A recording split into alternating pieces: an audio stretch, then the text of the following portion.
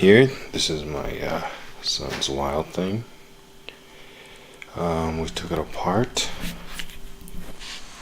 to do some modifications for it.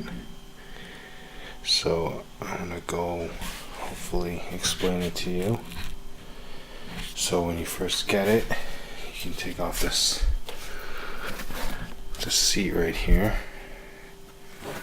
and then you have access to a little orange cover like that. Take all the screws from that.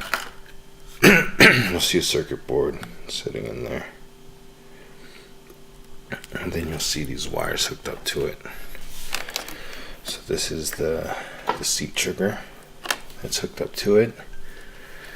Here's the motor cables that are hooked up to it. I don't know what you call them, like accelerometers, or it's what makes it go with the handles.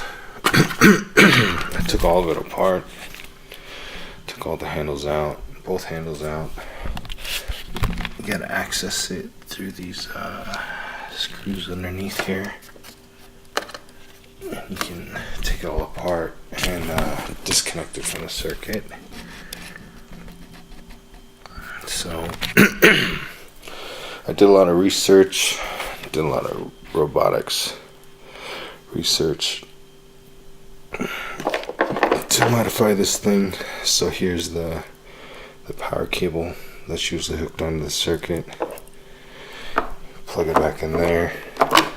So all I have is this distribution bus, basically. So I've got the battery going right here to the middle. So that's where it's going to get its power.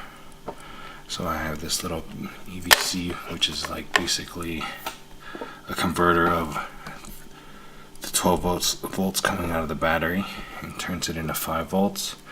So it won't blow this transmitter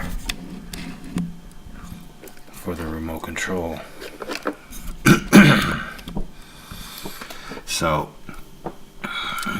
distribution bus, then I have these little motor controllers. Tells the computer when to turn the motors on and off, basically. So there's power coming to there from here, and so these two are connected. So from the motor controller, you have power going here to transfer to here to turn on the motors, which are these wires here. So this is the left side, and then I have another motor controller here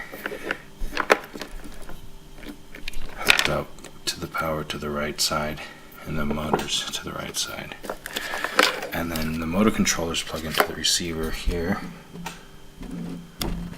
or the transmitter, I should say. I don't know which one's which. But then it's right off of this, which I have hooked up to the wall right now.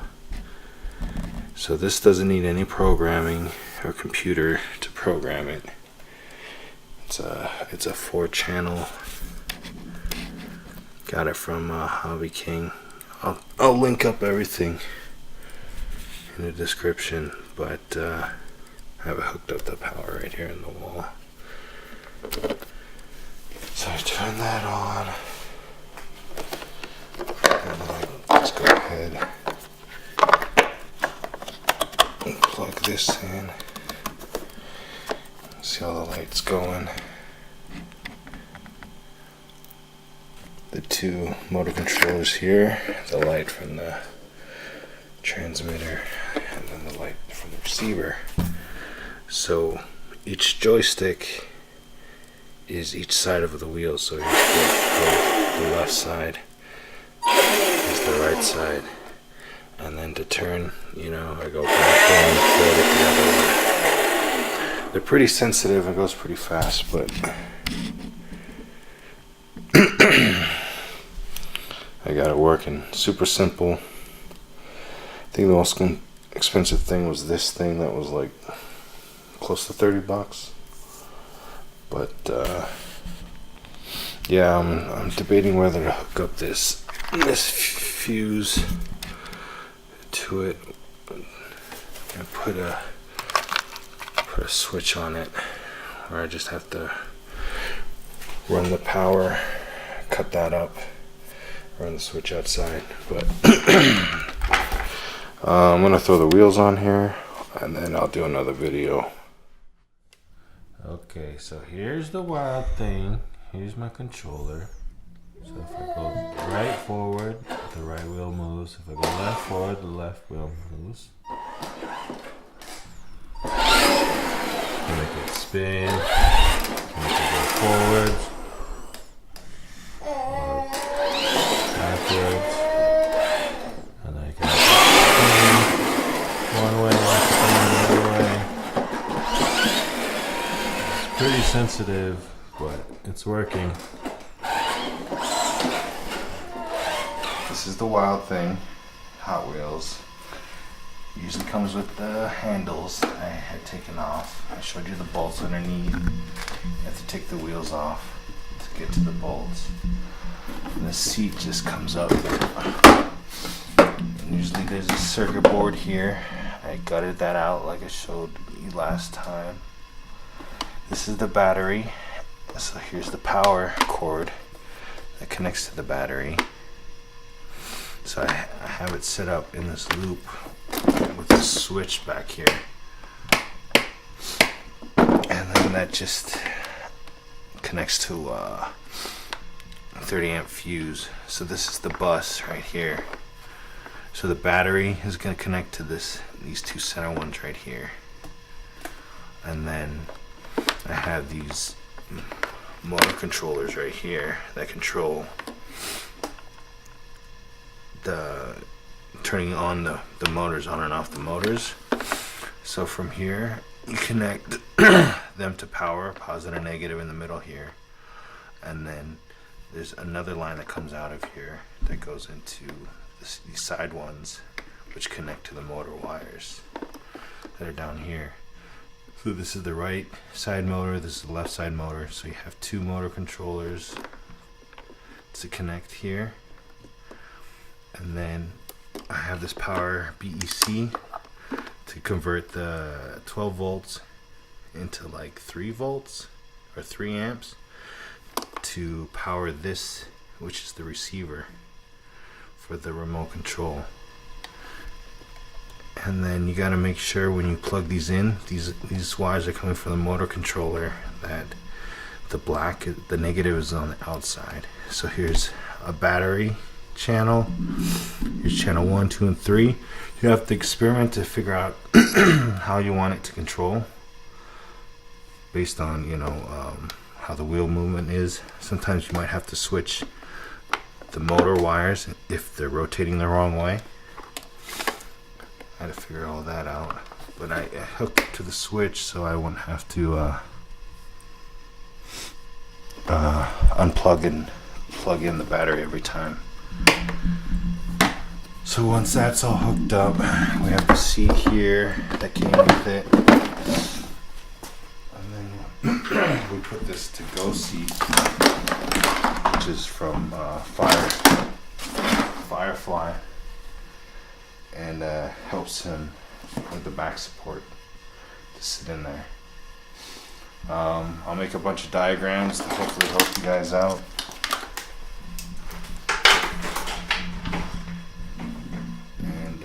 If you have any questions, just leave a comment. Alright, thanks. Bye.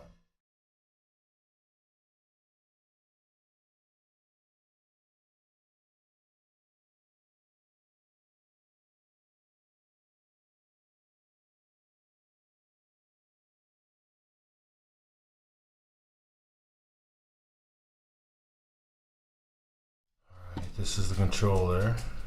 So this one only has 4 channels, which just means 1 channel, 2 channels, 3 channels, 4 channels. And so I didn't have to do any programming with it because they have reverse and normal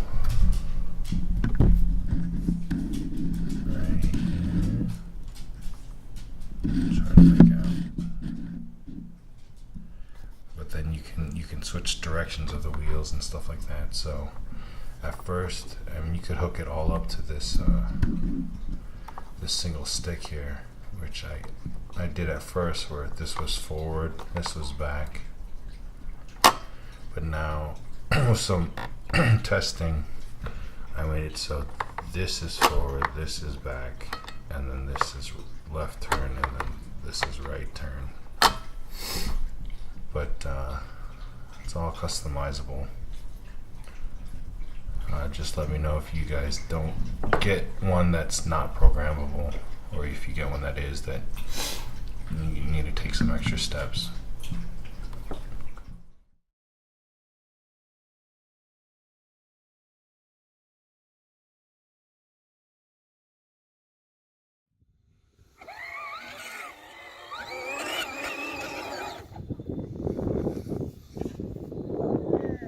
Yeah.